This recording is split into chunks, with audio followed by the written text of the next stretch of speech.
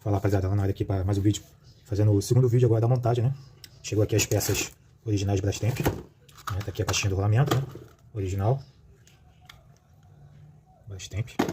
Os rolamentos, os tirantes, o detentor. E o eixo aqui, o engrenagem, né? Câmbio, né? Como vocês queiram aí, completo, tá? Então, vou fazer a montagem agora. Vou começar primeiro de cima de novo, né? Vou trocar aqui esses tirantes, né?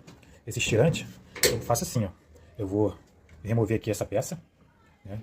Puxar o ferrinho para baixo e tirar o tirante e botar um novo. Isso aqui é simples. Então o serviço está feito já, tá? Troquei os 4 tirantes, passei uma graxinha aqui, ó. Na área de atrito, uma graxinha de branca, uma graxa própria para plástico, tá? O tirante velho já tá aqui, ó. Tá ali. Agora eu vou botar essa tampa aqui de cima, né? É só encaixar, né? Isso aqui é só